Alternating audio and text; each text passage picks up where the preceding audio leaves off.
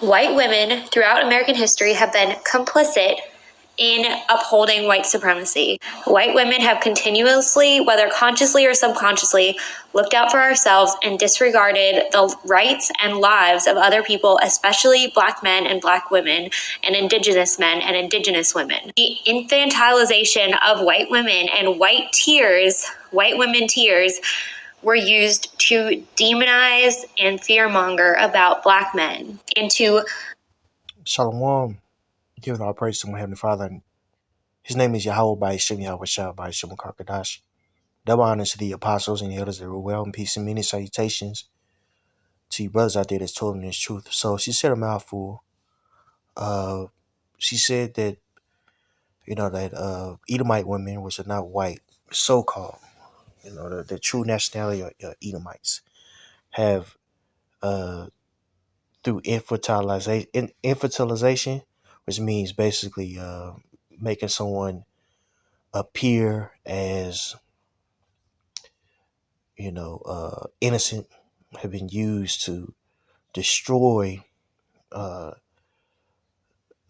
the so-called black community via terrorism, and in uh, the past years, in the 1800s, early 1900s, especially early 1900s, late 1800s, when lynching began to happen.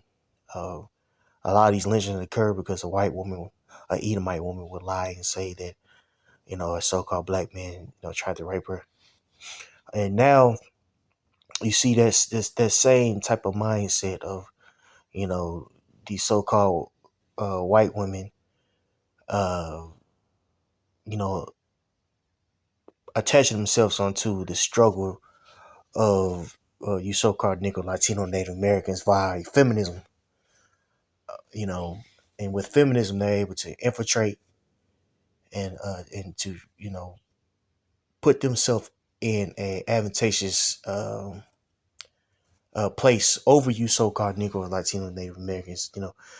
During after the civil rights, or during the civil rights movement, you had the women's lib movement going on, contemporarily. And these early people don't understand that these early feminists, they were very, very racist, man. People like Susan B. Anthony, uh, Elizabeth Canton. When the 15th Amendment happened, uh, these women were saying, are being were seeing being quoted saying, if the so-called black men, or if Judites are able to vote, then they're going to be that their female counterparts will be in worse slavery than they were on the whites. I believe that was Elizabeth B. Canton that said that. Now this woman was an avid civil rights activist. But she did that for her hidden agenda. And her hidden agenda was to put herself and her people and her sex, in a better predicament. And you see that going on now, even with the whole woke, um, cliche. When somebody, and that really came from, uh, again, the post civil rights movement, during the Black Power movement. Okay, uh, Jake would say that they're consciously woke to the problems that the so-called black community have, or the Israelite community have, because you had the Black Power movement and also the Latino power movement and the Native pride movement going on concurrently. So people who were conscious, or air quote woke, understood the various problems in which they were facing, and they were put these activists had certain plans which failed ultimately because of the coach curses. They had certain plans put in place to combat these certain problems the in their various communities. Okay, now here recently, the whole woke term has been used for by white feminists and people of the alphabet community. Okay. And this whole so-called woke culture now, what you see going on is you have these Edomite freaks, don't call it what it is, spewing all types of madness and indoctrinating these children, teaching them perverse sexual acts. And now that's considered to be woke. Okay, so you so-called Negro, Latino, and Native Americans, you have enemies, man. And Jake is too trusting. Jake will allow all these people in their communities, yet they hate each other. Okay, and that's ultimately part of the curses too. But the scriptures let you know you're never supposed to trust your enemy, man. See, Jake, Judah in particular, Judah is a head tribe, man. Judah is the only people who really believes in multiculturalism. When Moab comes over here, which are the so-called Chinese, the Elamites, which are so-called East Indians, when they come over here, they set up certain communities, that's for their people. They don't come over here and allow everybody into their business ventures. Okay? Why is that? Because they are racist. Race is someone who is a racist has a very negative connotation, but it really means you're just for your people, right?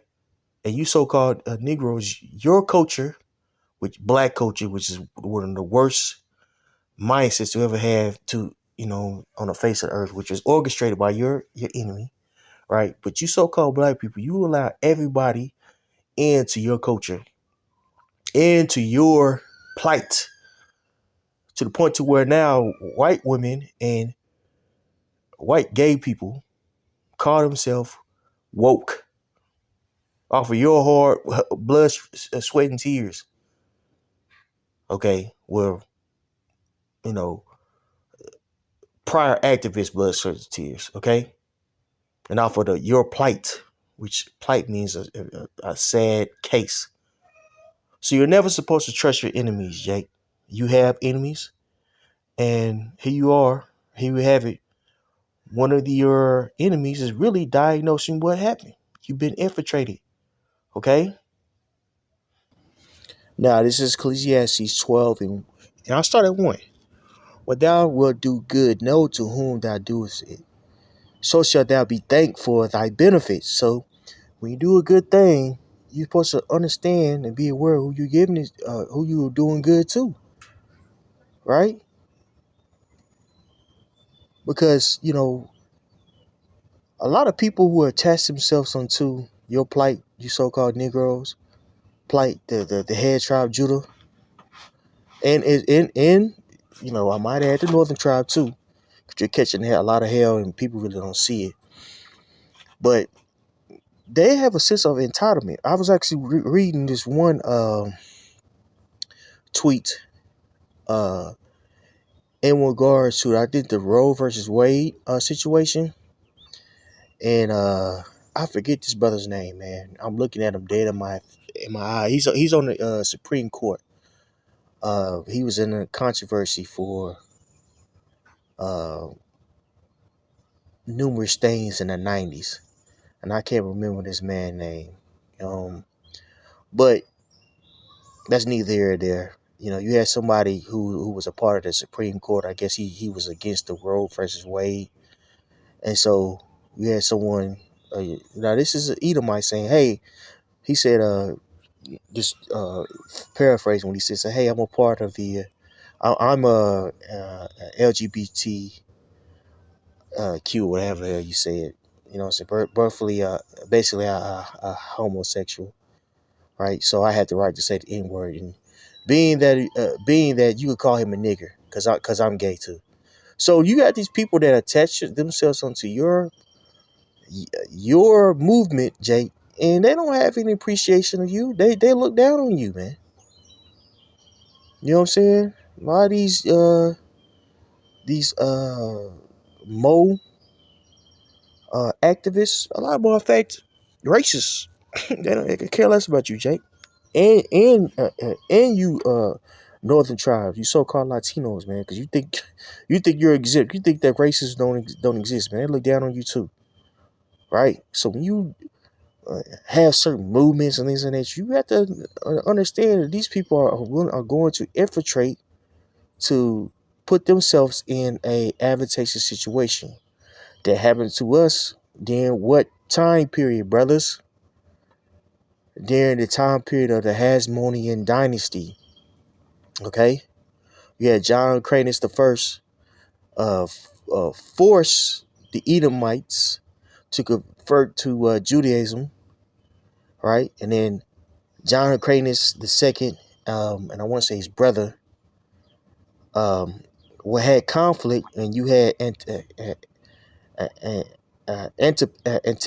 Antipater, uh, no, Antipas, the father of Herod the Great, advising, in the midst, advising the whole conflict, to the point to where he was able to put his son, Herod the Great, put him up as the king of the Jews, okay, which was an Edomite, all right, and eventually he had it,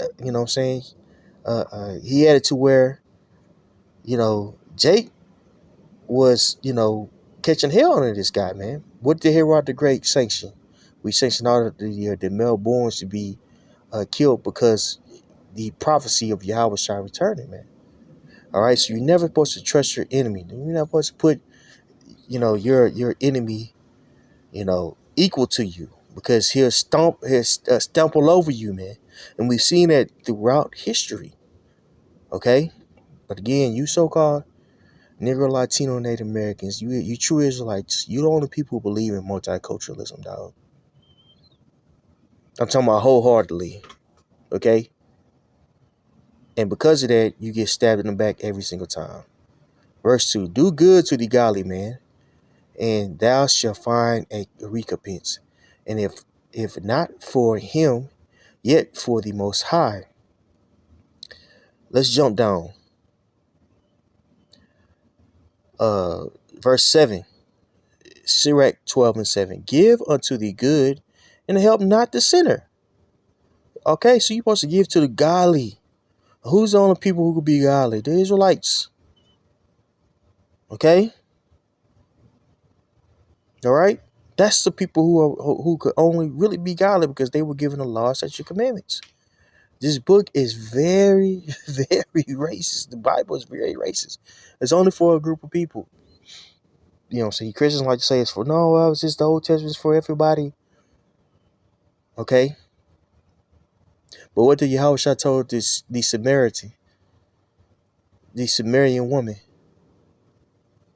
He said, you worship, you know not what, for salvation is for the Jews. Now, the Sumerian woman was practicing Judaism, right? She understood, to extent prophecy and things of that nature. What did Yahushua tell her? Look, this is not for you. Salvation is only for the Jews. What is salvation? The second covenant. It's only for the Israelites. Yeah, you so-called Negroes, you don't understand that, man. Right? You have a whorish mindset. You jump from nation to nation. Whoever is going to be advantageous for you at a given moment. Right? Put miles on yourself to a point to where you're useless. Now, fast forward 2023, Jake is really, really useless. Look at Jake. What intellectual is coming out of Jake? You know what I'm saying? That could be used, you know what I'm saying, in a positive light. You know what I'm saying? What? Kendrick Lamar? Forget about it. Jake is done. Okay? You're destroyed. Okay? Verse 8. A friend cannot be known in prosperity, and an enemy cannot be hid in adversity. Now, there's a big controversy about the Pink Book situation. This is a woman who's, a top creator in the manosphere arena, and she uses Jake producers directors, characters, on our talk show to drive home traditional values.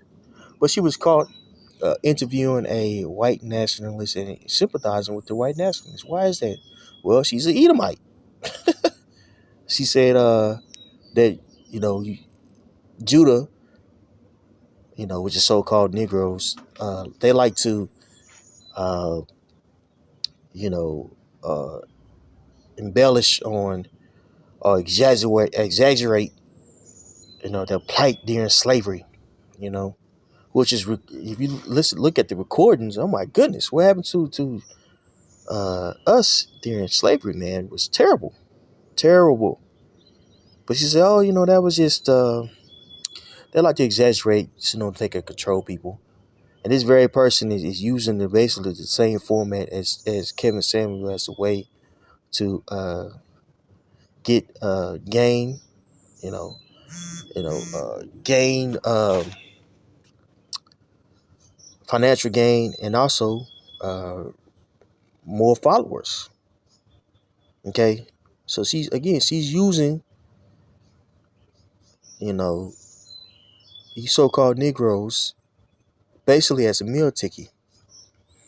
But when somebody who's adverse to you so-called Negroes, came on her show, she couldn't hide her her racism. Okay, her preference, and ain't nothing wrong with that. Hey, get your money, girl. I ain't mad at you. But it shows you, what people think about you so-called Negroes, Latinos, and Native Americans, in particular, you so-called Negroes, man. Okay, you are a joke to the world. Okay, never forget that. And again, that's part of the curses. All right, verse 10. Uh, Actually, verse 9. In the prosperity of a man, enemies will be grieved, but in the adversity, even a friend will depart. Verse 10. Here's the point: never trust thine enemy, for like as iron rusts, so is his wickedness. Though he humble himself and go crouching, yet take good heed and beware of him. That's right. So you so-called Negro women, you so caught up in self-hatred and hating your male counterpart that you let the so-called white woman convince you to get away from your man. And now, statistically speaking, you are drastically behind. Economically speaking, you're behind. Your family, the family nucleus that we once had in the early 1900s have been destroyed. Single households is flourishing, which producing, you know, these weak men that you say that you so, that you abhor so much or you detest so much. Uh, Incarceration, poverty, all these things came about because you let Esau Edom use your plight as a way to push feminism and to put you into captivities. Okay? And then during the civil rights, you got to think the revised versions of it, which include so-called white women during the affirmative action, they actually receive more benefits than you so-called Negroes. Okay? So this woman set herself up in your place. Okay? All because you decided to believe, Esau Edom, the white lily, the white angel, the angel dove. And she's nothing but a damn demon. Okay? I personally have uh, uh, uh several encounters with Esau Edom, Shedomites. And I can tell you this, they're more blatantly racist than their male counterpart because they have a perception of, oh, I'm a white woman. You can't come against me, especially down here in Texas, man. So I have somewhat of a disdain for them because they feel like they're untouchable. But you know who aids them? You so-called Negroes, so-called Negro women, man. Okay, because of your inferior complex, because of your self-esteem being shot. Okay, that's why you believe everything they say, and it's been detrimental for you. Sirach 12:10. Though he humble himself and go crouching, yet take good heed and beware of him. And thou shalt be unto him as thou hast wiped a looking glass, and thou shalt know that his rust has not been altogether wiped away. Set him not by thee, lest when he hath overthrown thee, he stand in thy place. Now that he, we can say she in this situation, because now these Shedomites, these so-called white women, they have pushed the perception that they are just so oppressed. Right? They are oppressed with you, girl. You know? With you so-called Negro women, with you so-called Latino women. And y'all the ones who've been catching hell, so-called natives. Oh my goodness. People really talk about all the wickedness that's going on the reservations towards our Gadite sisters. You know what I'm saying? Those ones who are truly being raped, by Edomite males. Killed, murdered, nobody talks about it. Missing, nobody talks about it. Right? But the Shedomite will use your plight and say, "Oh, I'm just so scared, and I'm just, these guys are pigs, and we need more rights." And they step right over your ass and put themselves in an advantageous situation, right? So you're never supposed to trust your enemy, lest that word "lest" means for fear of that he overthrows you, right? These people are culture vultures. That the pink book, see, it's a culture vulture. Okay, been running this play for the longest. So you're never supposed to trust your enemy. Okay, let's read verse 12 again. Set him not by thee, and again this is Sirach 12:12. Set him not before by thee, lest when he has overthrown thee, he stand up in thy place. Neither let him sit at thy right hand, lest he seek to take thy seat, and thou at the last remember my words and be pricked therewith. Who will pity a charmer that is bitten with a serpent, or any such as come nigh wild beasts? Right? So you playing, with a snake, you get bitten. Nobody is going to pity you, you know. Now, who is likened unto a snake? Well, it started in the garden, that group of people, all right, who was known to be cunning, all right, that deceive Eve, okay? That snake was an actual person. It wasn't a snake uh slid around on his belly. No, it was an actual snake. I mean, an actual person, excuse me. Okay? And that spirit is on earth now. Now that spirit, that snake in the garden, he is a big ass dragon now, ruling the world in deceit. Okay? And it's a group of people once again, all right, alluding to Esau, Edom, and his power structure, his hegemony. Okay, so you're never supposed to trust your enemies. But in order for you not to trust your enemy, you have to know that you have an enemy. You so-called Negro, Latino, Native Americans, you have an enemy, man. Okay? You true Israelites, you have an enemy. Okay, it's not some red guy with horns and a pitchfork, in the in Hades, in the middle of the earth.